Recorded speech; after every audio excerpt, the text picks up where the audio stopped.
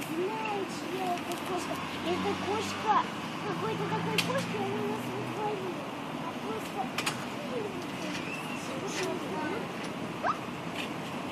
Я котят заметила, можно погладить? Но все равно они такие